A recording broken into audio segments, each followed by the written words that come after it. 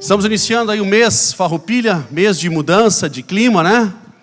Muda, saindo o inverno, chegando primavera, mês de flor.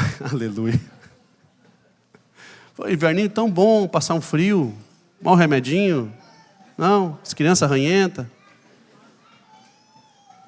Criança fica boa, manda para a escola, volta doente, aquela coisa toda. Se o teu está doente, tu manda igual para os outros ficar, aquela coisa louca, né? É isso aí. Quem já teve pai, é aquela época que quem já teve filho sabe muito bem que essa época aí daquele mão, pé e boca que as crianças têm. Não, meu filho nunca pegou. Bem, aí vem inverno, aí uma morde a outra na escolinha e aí volta, é um espetáculo.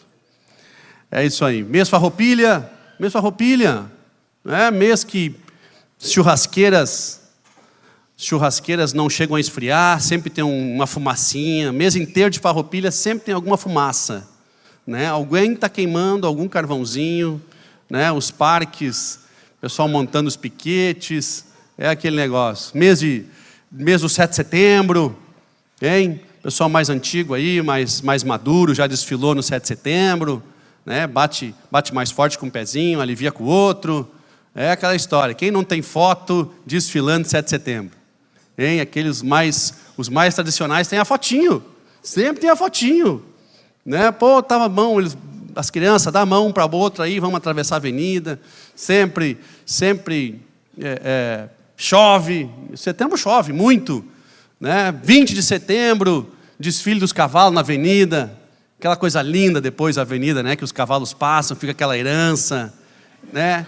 Cara, é lindo, isso é mesmo Farroupilha, né? Camarada chutando esterco, chuta para cá, chuta para lá, é isso aí, bem-vindo, né? Ao Rio Grande do Sul, Expo Inter. Quem foi passear na Expo Inter? Tem que passear na Expo Inter, olha que loucura, chegou a piscar aqui tudo. Não deve ser de propósito. Quando eles lá na mesa botam as mãos na cabeça e fazem assim, é porque não é de propósito. Mas chegou setembro, minha filha esse mês faz 15 anos. 15 anos. Eu não estou pronto ainda para ter uma filha adulta, né? Quanto mais adolescente, que eu estou começando a me acostumar. E pensar que ela vai um dia chegar à maioridade, eu ainda estou me acostumando. Mas para mim o mês de setembro, nossa primeira filha vem em setembro, tem mais essa ainda, né? Aniversário do Grêmio, dia 15 de setembro também. Pô, tem tanta coisa para comemorar, né? De mês de setembro. Mês bom para comemorar. Né? Tanta coisa para comemorar. Muito bem. Mas, infelizmente, também no mês de setembro é um mês que é lembrado ou incentivado para que pessoas com problemas mentais ou problemas emocionais procurem ajuda. É lembrado como o mês de setembro amarelo, né, com combate ao suicídio, infelizmente. Né, a gente tem tantos outros meses importantes que a gente lembra, né, um outubro rosa que está vindo aí, depois novembro azul, os homens ficam naquele drama todo no novembro azul. Né, mas o setembro amarelo está aí para lembrar da importância que tem a procura por ajuda, especialmente aqueles que sofrem com tantos problemas emocionais que acabam acarretando um índice cada vez maior de suicídio. Não é um índice que diminui, infelizmente é um índice que aumenta. Hoje no mundo o suicídio ocupa o quarto lugar, né, de causas de morte no mundo. Mais de 700 mil pessoas, infelizmente, se suicidam todos os anos. Aqui no Brasil, de 2016 a 2021, mostrou que em crianças até 15 anos, né, houve um aumento nesses anos de 45% no índice de suicídio. E de adolescentes de 15 anos até jovens de 30, houve um aumento de 49% no índice de suicídio. E, infelizmente, é algo que ainda afeta muito a sociedade e que precisa sim ser lembrado, precisa sim ser falado. É algo difícil, complicado de se discutir, mas é importante que seja lembrado. Porque nós somos bombardeados todos os dias por inúmeras e inúmeras informações. Nós somos bombardeados por palavras, e esse é o tema de hoje, que nós vivemos uma guerra de palavras. Nós somos bombardeados por informações que vêm de todos os cantos, e eu fico pensando a dificuldade que é, e a tristeza que deve estar dentro de um coração humano, a ponto de pensar que o suicídio é uma solução. A tristeza e a dificuldade que alguém está passando, a ponto de pensar que tirar a própria vida é a solução para ela e para aqueles que ficam, quando na realidade é um problema muito maior. Então, aqueles que, aqui estendo aqui, né, meu consolo, aqueles que eventualmente já passaram por essa situação com algum familiar, sabem muito bem do que eu estou dizendo. Então, é um mês importante para nós lembrar, e é justamente sobre essa guerra de palavras, esse mundo de informação que nós estamos vivendo todos os dias, é que eu quero falar para vocês nessa noite. Então, abra aí comigo, se você trouxe a sua Bíblia ou o seu aplicativo, abra em 2 Coríntios, no capítulo 10, no verso 4, 2 Coríntios, no capítulo 10 e no verso 4, eu quero falar sobre algumas fortalezas da nossa mente que têm causado justamente essa destruição, essa enfermidade, limitação daquilo que Deus tem para cada um de nós. E em 2 Coríntios, no capítulo 10, no verso 4, diz o seguinte: porque as armas da nossa milícia não são carnais, mas sim poderosas em Deus para a destruição das fortalezas. E continua, destruindo os conselhos e toda a altivez que se levanta contra o conhecimento de Deus, levando cativo todo o entendimento à obediência de Cristo. Até aí. Papai, obrigado pela Tua palavra, nos dê sabedoria para ministrar, nos dê sabedoria para compreender, abre os nossos olhos espirituais para enxergar essa verdade em nome de Jesus, papai. Amém. Henry Ford, o criador da Ford, né? Ele diz o seguinte, que se você acha que você pode, ou você acha que você não pode, ambos estão corretos. Porque é o seu conceito, é o que você acha, é o que você entende, é o que você tem como verdade. Se você tem como verdade isso, você carrega exatamente isso. Infelizmente, logo atrás das pessoas que têm de fato problemas mentais e que infelizmente tomam o caminho do suicídio, logo atrás vem pessoas com alto nível de estresse, depressão, tristeza, problema financeiro, bullying, que também acabam eventualmente levando ao suicídio. Mas eu fico pensando ao nível que chega a essas situações, o nível que chega a nossa crença nessas coisas, a ponto de nos levar ao suicídio. O quanto nós cremos, o quão doente eu e você podemos ficar quando nós cremos em determinadas coisas que ainda que não sejam verdades, mas elas se tornam um modelo de crença para nós. Nós adotamos aquilo como sendo verdade, nós vivemos sobre aquela verdade. O apóstolo Paulo aqui, ele está dizendo exatamente isso.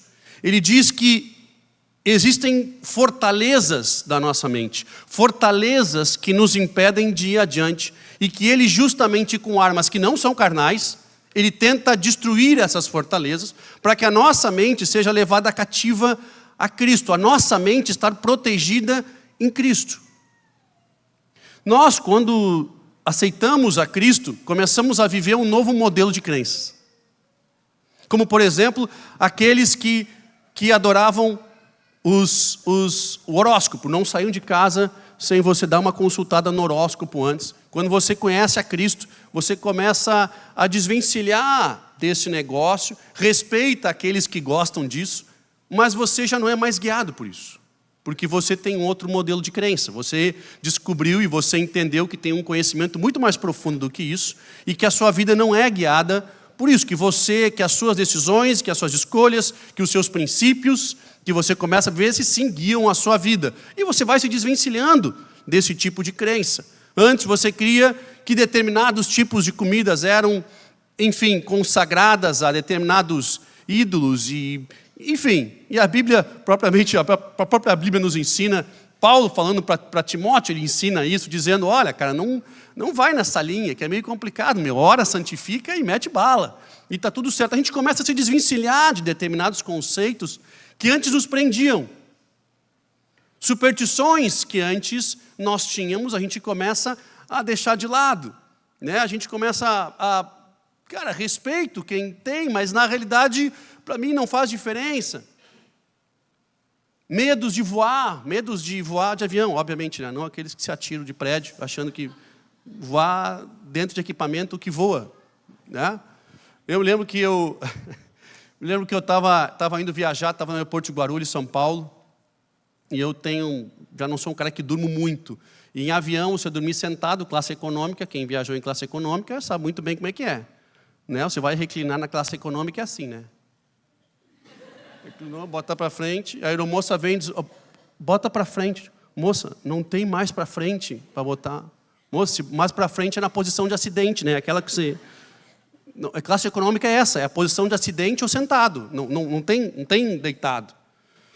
E aí diz, cara, eu vou passar a noite toda, não voo internacional, vou passar a noite toda sentado de novo, diferente de outros que têm o dom. Tem gente que tem o dom para dormir. O Anderson, meu irmão, ele dorme no avião, está taxiando. Eles estão empurrando o avião para trás, você olha para ele, está dormido. Eu digo, cara, o que é isso? Ele acorda quando sente o cheiro da janta vindo. De cara, agora tu acorda, meu. Ele diz, tu me acorda quando chegar a janta. Não precisa acordar quando chegar. Ele é sozinho, o mecanismo dele funciona assim. Cara, e eu não consigo dormir, sentado. Tem gente que tem essa dádiva, eu não. Aí pensei, cara, quer saber? Vou achar uma farmácia no aeroporto e vou comprar um remedinho. Para tomar, cara. O pessoal toma remédio para dormir, eu vou experimentar um desse aí. Nunca tinha tomado. Procurei uma farmácia, achei lá, disse, moça, eu queria um remédio aí para dormir. Você vai voar? Sim, eu vou voar. O remédio, sim, esse aqui. O pessoal usa esse aqui e tal. Comprei, ela pagou. Mas eu posso te dar uma dica? Eu disse, pode. Você precisa crer em Jesus. Você não precisa ter medo de voar. Você tem que entregar a sua vida para Jesus. E eu ouvi, cara, eu digo para ela ou não digo para ela? Capaz, deixa assim, cara. A mulher estava evangelizando, deixa a mulher falar de Jesus, eu agradeci, isso aí é verdade. Jesus, isso aí, meu. Tu viu a mulher aí? É isso aí. Enfim, cara, mas crê em gente que tem medo de voar. O cara conhece Jesus, o cara já começa assim, cara, eu até posso não confiar muito nesse equipamento, mas eu sei que, cara, se chegar a minha hora, chegou a minha hora, o Senhor vai me levar e para mim morrer é lucro. Não quero morrer, mas se eventualmente isso acontecer, eu preciso estar pronto. Os nossos conceitos eles vão mudando muito quando você conhece a Cristo. Você muda muito. Aqueles que tinham medo de ser pais começam a enxergar a paternidade de uma outra forma. Aqueles que tinham medo de ser avós começam a enxergar os filhos, a geração, de forma diferente. Nossos conceitos mudam muito. E não importa o quanto mais você amadurece na fé, sempre nós vamos sendo confrontados com valores e princípios que vão evoluir na nossa vida. Com Cristo é assim, você é confrontado por uma verdade, e se você a aceita e a recebe, ela transforma a sua vida e você, de fato, passa a enxergar as coisas diferentes. Você troca os seus óculos, você enxerga por um prisma totalmente diferente. O Evangelho faz isso contigo. O Evangelho faz isso com a gente. E ele é uma constante evolução. Isso não termina nunca. Agora, o mais complicado é justamente quando Paulo fala aqui que muitos de nós permanecem com as fortalezas ao redor da nossa mente. Eu tenho muita dificuldade de acreditar que ainda entre pessoas que conhecem a palavra, que conhecem o Evangelho, ainda assim, eu começo a ver que muitos de nós ainda sofrem com esses problemas de alta frustração, de alto estresse, sofrem com determinadas palavras e bullying. Quantos de nós passam noites e noites remoendo palavras que foram lançadas? Quantos de nós vão dormir com determinadas coisas que foram faladas na nossa mente, nós levantamos com as mesmas palavras rodando na nossa mente? Quantos de nós já falou inúmeras vezes para amigos próximos e reviveu situações e parece que elas nunca saem dali? Parece que a gente continua sofrendo. Quanto mais eu tentei falar para alguém para ver se eu esqueço, mas não, aquilo, o negócio continua batendo e aquilo começa a determinado ponto de ser verdade na minha vida. Chega num determinado ponto que eu entendo como verdade. E eu tomo aquilo como verdade, eu começo a viver sobre aquilo. Ainda que for mentira, mas eu começo a ter aquilo como uma verdade sobre a minha vida e de repente eu estou agindo baseado nessa verdade, que não é uma verdade bíblica, mas é uma verdade que eu aceitei, que me foi jogado e que eu aceitei. E aquela dor daquilo que mexe conosco começa a moldar a nossa vida de certa forma que a gente já não consegue nem entender mais Deus, como Pai, os princípios já não têm os mesmos valores, já não têm a mesma graça, e eu de repente estou entrando num ciclo complicado da minha vida, sendo baseado em mentiras que eu aceitei como verdade. São essas as fortalezas que Paulo fala, que ele precisa quebrar, não com armas naturais, não com armas carnais. O problema é que nós, ainda que cristãos, tendo uma verdade impressionante, começamos a ficar sujeitos às verdades que o mundo nos dá hoje. E nós começamos a relativizar o Evangelho. Aonde um Evangelho interessa em determinada parte, mas ele não me interessa num todo. Ele vira um Evangelho à la carte, de um restaurante onde eu escolho o que me interessa e o que não me interessa, hoje eu não escolho mais. Esse Evangelho à la carte, ele é fruto de muitas vozes que são faladas para nós hoje. Porque nós temos inúmeras vozes, nós temos inúmeras fontes, e nós escutamos todas as vozes. Nós escutamos vozes demais. Nós temos hoje os influentes digitais, nós temos os mentores, nós temos os coaches, nós temos qualquer um que ganhou voz. As redes sociais deram vozes para todos. E nós escutamos todas as vozes e começamos a relativizar a verdade, ou pelo menos para a nossa verdade. E ela é relativa. A verdade é essa, a verdade é bíblica, mas depende em que momento eu quero que ela seja verdade para mim. Ela não é verdade em todos os momentos, porque ela não me interessa ser verdade em todos os momentos. Ela é verdade eventualmente, mas não sempre. E eu começo a relativizá-la. Eu escuto uma palavra que é fantástica, eu compartilho, eu mando para um monte de gente que eu sei que precisava ouvir. No outro culto eu escuto uma palavra que me confronta. Cara, se eu pudesse eu deixava de seguir a igreja.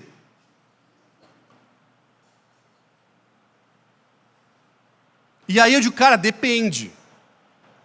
Aí depende.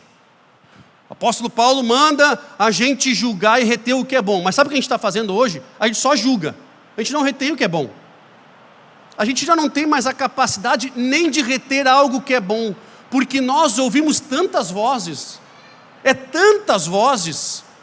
Que nós não conseguimos mais nem ter uma base, um fundamento a qual eu construo sobre. Eu começo a ser tão suscetível a tantas vozes que eu escuto, essas guerras de palavras que são jogadas todos os dias sobre as nossas vidas, que nós não conseguimos mais ter um norte, nós não conseguimos mais ter um alicerce pelo qual eu posso fundamentar os meus princípios e os meus valores. E é por isso que essa geração sofre tanto. E é por isso que essa geração ela sofre demais, porque ela não consegue alcançar o padrão de todas essas vozes.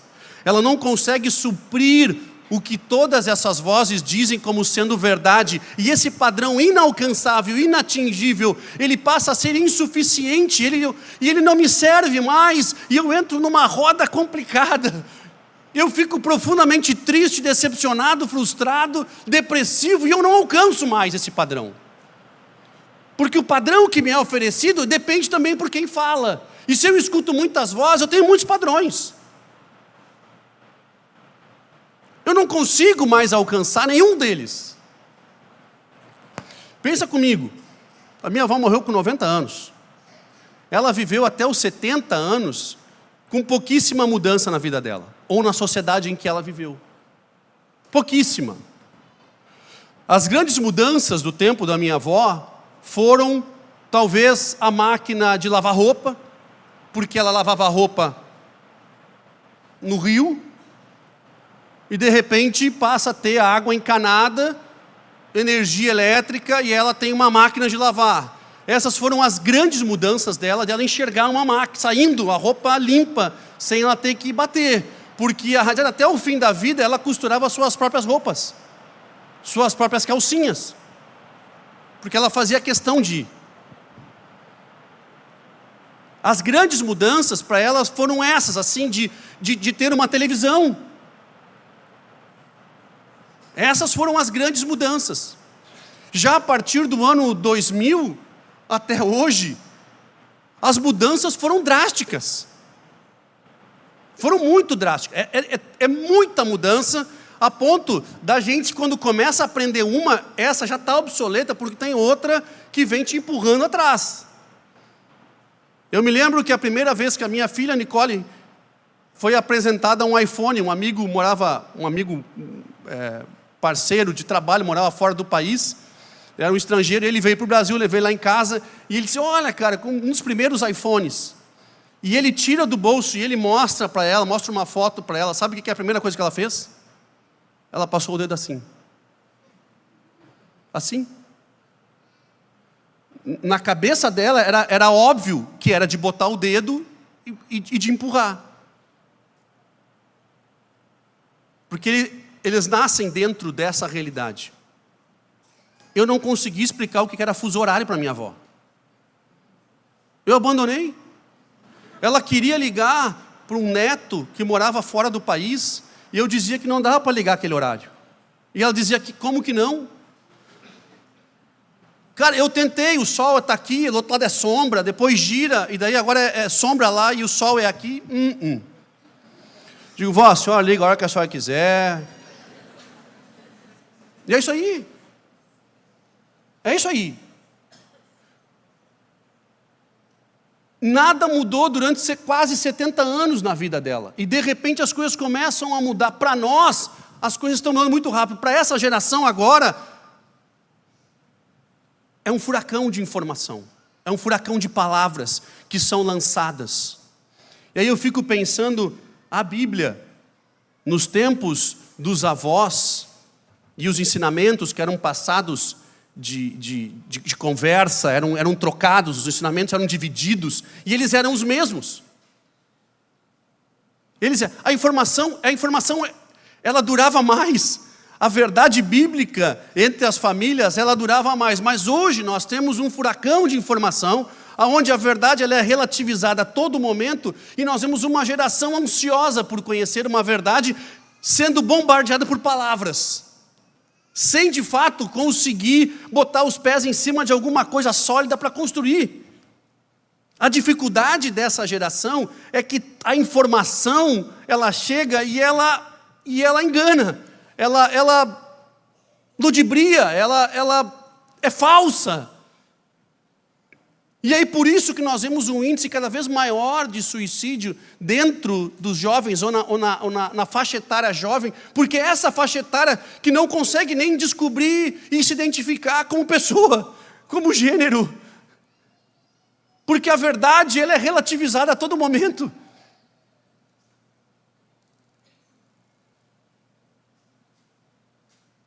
E embora nós venhamos a viver essa mudança e essas alterações vão continuar acontecendo na nossa sociedade, e eu não vou chamar de evoluções, porque evolução me remete a uma palavra de algo que está melhorando com o tempo.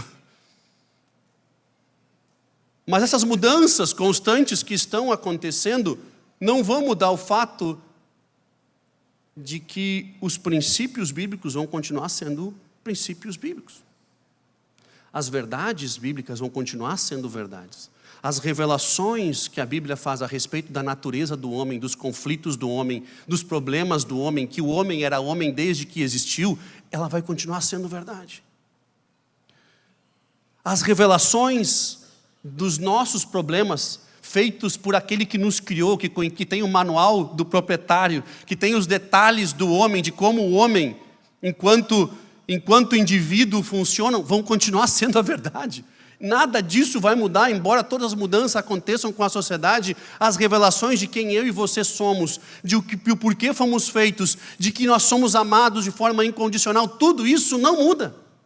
Embora nós vamos continuar sendo bombardeados por muitas palavras. E esse é o grande problema. O apóstolo Paulo tinha um filho adotivo, vamos chamar assim. Ele considerava o jovem Timóteo o seu filho, embora não o fosse. Mas de uma das suas viagens missionárias, ele encontrou aquele jovem ao redor dos seus 30 anos, maioridade naquela época. Ele encontrou aquele jovem, filho de um pai grego, de uma mãe judia, que amava o Senhor e que ajudou ele numa das viagens missionárias. E ele achou aquele jovem tão precioso, ele resolveu escrever cartas para esse jovem, para que ele não se perdesse pelo caminho, para que ele não se perdesse diante de tanta coisa que iria acontecer com ele, uma vez que ele era um jovem tão precioso. E ele escreve uma carta para o jovem Timóteo. E eu gostaria de, com vocês, ler alguns trechos dessa carta. Alguns trechos. Eu peguei alguns trechos dessa carta para que nós viéssemos a identificar o que Paulo fala repetidamente ao jovem Timóteo. E basicamente, eu vou dar spoiler aqui, basicamente ele diz o seguinte: cuidado com as muitas vozes. Cuidado com esse monte de gente que fica falando um monte de coisa que não tem nada a ver com a doutrina, com a sã doutrina. Cuidado que tem um povo falando um monte de bobagem. Basicamente, hoje, ele ia dizer: cuidado com os idiotas. Tem muita gente falando bobagem. Cuida com os teus ouvidos com os idiotas, porque eles estão aí agitando, enganando, nada do que eles fazem vai gerar um fruto verdadeiro. Cuidado com os idiotas. Cuidado com aqueles que querem influenciar os outros, não sabendo nem para onde eles vão. Cuidado com aqueles que estão enganando o povo com palavras que nem eles praticam. Cuidado com aqueles que querem botar um fardo nos outros que eles não querem carregar. Cuidado com os idiotas, Timóteo. Quer ver? Vamos ler juntos. O primeiro, ele fala em 1 Timóteo capítulo 1 mesmo, verso 5, diz o seguinte: ora, o fim do mandamento é o amor de um coração puro e de uma boa consciência, de uma fé não fingida, Timóteo. Do que, desviando-se alguns, se entregaram a vãs contendas, querendo ser mestres da lei e não entendendo nem o que eles falam. Mais adiante, lá no capítulo 4, 1 Timóteo, verso 1, ele fala: mas o Espírito expressamente diz, nos últimos tempos apostatarão, ou seja, abandonarão, alguns da fé, dando ouvidos a espíritos enganadores, a doutrinas de demônios, pela hipocrisia de homens que falam mentiras, tendo cauterizado a sua própria consciência, proibindo o casamento, ordenando a abstinência de alimentos que Deus criou para os fiéis e para os que conhecem a verdade, a fim de usarem deles de ações de graças. E ele segue falando, lá no capítulo 4, verso 12, ele fala: ninguém despreze a tua mocidade, Timóteo, mas sei exemplo dos fiéis, da palavra, do trato, do amor, do espírito, da fé, da pureza. Persiste em ler, exortar, ensinar até que eu vá.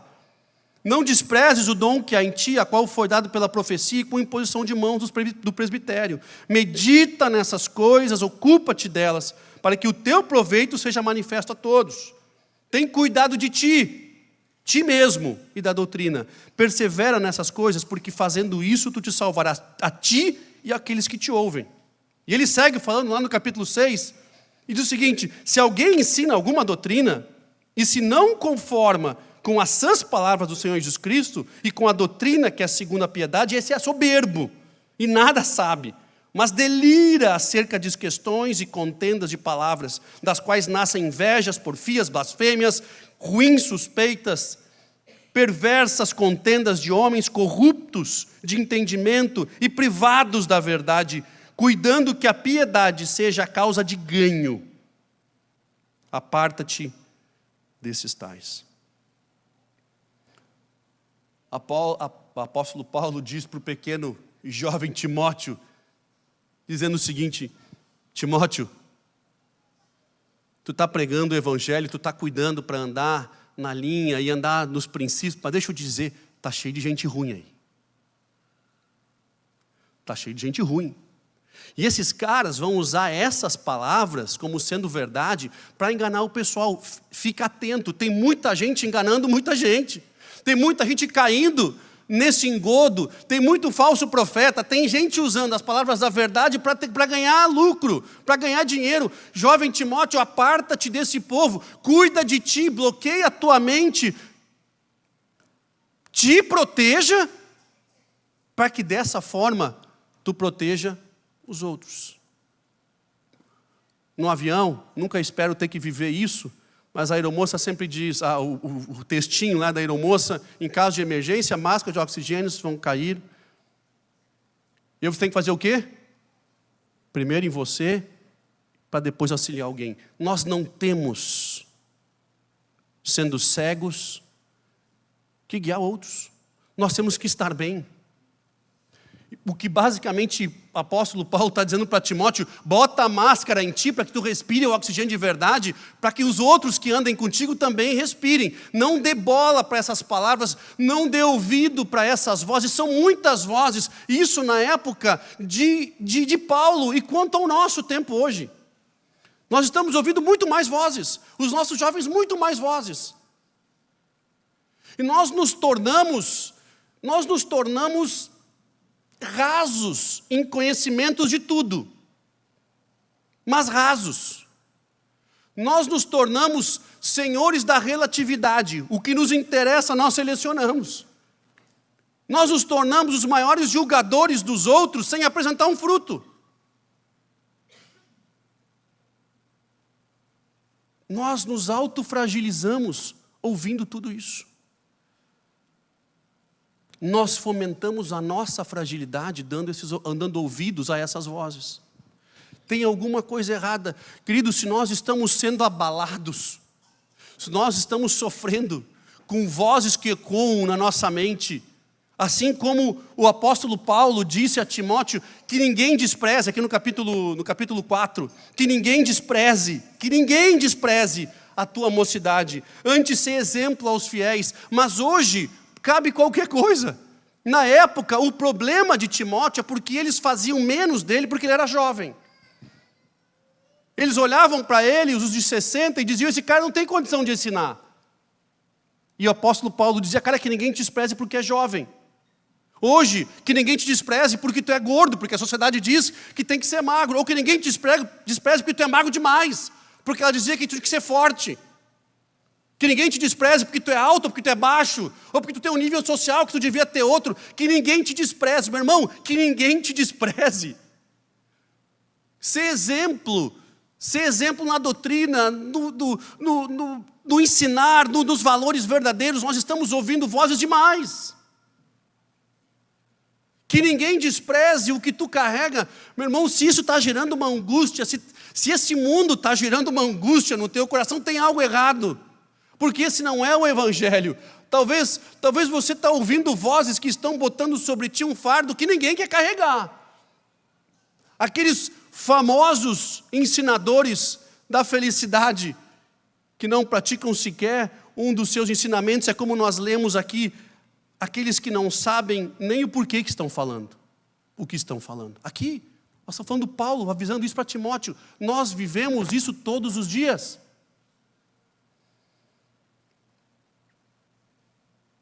Nós nos tornamos conhecedores rasos de absolutamente tudo. Nos tornamos julgadores sem apresentar frutos. Nos tornamos senhores da relatividade e grandes fomentadores da nossa fragilidade. Essa é a realidade do mundo de hoje. E aí nós ficamos doentes emocionalmente. E ficamos perguntando por que, Deus, que eu estou passando por isso. Nós estamos ouvindo muitas vozes.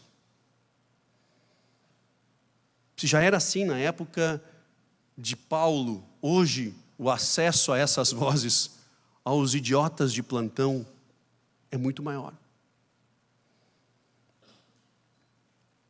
O acesso a qualquer um para falar qualquer coisa, meu querido, e nós acabamos dando valor demais a muitas vozes, ao invés de valorizar a doutrina. O que Paulo fala para Timóteo é exatamente isso. Tenha foco.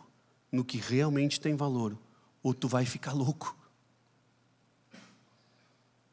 Porque eles já estão te criticando só pelo fato de ser jovem. Meu querido, vamos lá, vamos para frente. Que ninguém despreze o que tu tem, que ninguém despreze o que você tem. E o mais triste dessa história toda é que, infelizmente, nós começamos a ver isso afetando a igreja. Aquele povo que se chama cristão, e o cristão, ele começa a relativizar a própria verdade. Se você está relativizando o evangelho, você não é cristão. Você é um estudante de filosofia. Se você relativiza a verdade de acordo com os teus interesses, porque isso é o que importa hoje, nós estamos vendo o povo dentro da igreja dizendo assim, cara, mas eu não concordo com isso. Meu, o que eu vou te dizer, meu? Está escrito aqui. Aí é ruim, porque tu não está discutindo comigo a Bíblia, tu está discutindo se tu concorda ou se não concorda. Então, de novo, tu relativiza a tua verdade. E aí o povo sofre, cara, porque carrega um fardo do mundo. Porque eu pego tudo que não presta e quero alcançar o padrão que por eles nos são impostos. A nossa geração está exposta? Está. Mas todos nós estamos, independente da idade. Deixa eu te dizer, eu amo o nosso povo, amigos queridos do povo do Canadá, né, a qual nós, enfim, a Catch the Fire, né, a matriz no Canadá. Uma das coisas que mais me chama a atenção neles, primeiro é a simplicidade com que eles andam e com que eles vivem o Evangelho. É uma coisa que nós mais nos chocamos lá atrás, em 97, 98, quando nós conhecemos esse povo. Cara, um Evangelho sem fardos, tanto sobre líderes quanto sobre a igreja. Mas outra coisa que me chama muito a atenção neles é que eles começam a viajar para pregar o Evangelho ainda mais depois dos 60. Quando nós, na América Latina, começamos a entender que nos 60, eu já começo a pensar em freio de mão. John Arnold tem 85 anos. E ele viaja o mundo inteiro.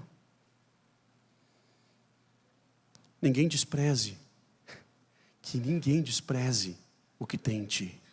O principal objetivo do inimigo é matar, roubar e destruir. E ele faz isso através das mentiras, as palavras que ele lança sobre o mundo e o mundo as recebe. Se nós não queremos ser mais tão suscetíveis ao inimigo, basta nós começarmos a selecionar as nossas palavras, as vozes, selecionar as vozes que nós estamos escutando. Nós vamos começar a selecionar, ser mais seleto das vozes que nós escutamos, porque ninguém despreze o que há em ti. Essas fortalezas que a nossa mente cria são justamente as que estão nos limitando aí adiante. O que Deus tem para nós, o que Deus tem para cada um de nós, vai passar sim pelo nosso modelo de crença, vai passar sim sobre o que nós estamos colocando os nossos pés, vai passar sim sobre a quem nós damos ouvidos. E é isso que vai fazer a mudança radical na nossa vida. A quem nós estamos dando ouvidos. Como diria Henry Ford, se você acha que você pode ou se você acha que você não pode, ambos estão certos. Vai depender do seu sistema de crença. Vamos ficar em pé, por favor. Eu quero orar pela sua vida, quero lhe abençoar.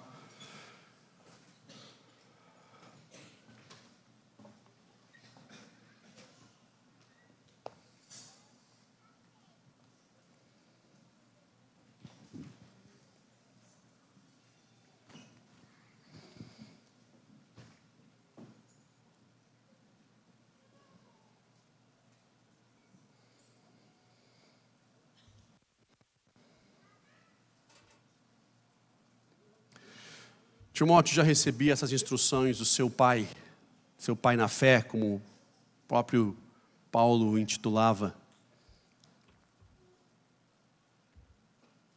E elas continuam válidas para nós hoje. E vão ser válidas daqui a 10 anos, e vão ser válidas daqui a 20 anos.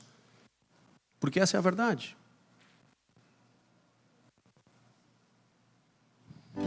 Queridos, quem nós estamos ouvindo? Quem nós estamos ouvindo? Nós estamos dando, às vezes, ouvidos demais, valorizando demais aqueles que, na realidade, incentivam as barreiras, as muralhas, as fortalezas da nossa vida. Nós estamos ouvindo talvez as pessoas erradas. Se isso está nos gerando angústia, estresse, se isso tem nos gerado um desconforto, se isso não tem nos levado a Deus, tem coisa errada. O melhor desconforto, a melhor mudança que nós podemos ter é aqueles que nos levam para Deus. Sabe, aquele desconforto de Jonas não querendo ir pregar o evangelho, e aí de repente Deus o bota na boca de um peixe. Esse desconforto que nos leva para Deus é o desconforto do profeta que não queria pregar e queria se esconder de Jezabel. De repente Deus, não, cara, volta lá. O desconforto que nos leva para Deus, o desconforto de Cristo, dizendo que, se possível, afasta de mim esse cálice, mas que seja feita a tua vontade, não a minha. Esse é o desconforto que nós temos que viver. O desconforto que nos promove, o desconforto que nos aproxima de Deus, que nos afasta da nossa carne, que nos afasta dos nossos desejos carnais, mas nos aproximam de Deus. Esse desconforto é o desconforto que nós devemos viver constantemente. Mas o que você está vivendo é algo que não te aproxima de Deus, e muito pelo contrário, te deprime, te bota para baixo. Cara, as vozes que vocês estão ouvindo são as mesmas vozes que o apóstolo Paulo recomenda que Timóteo se afaste.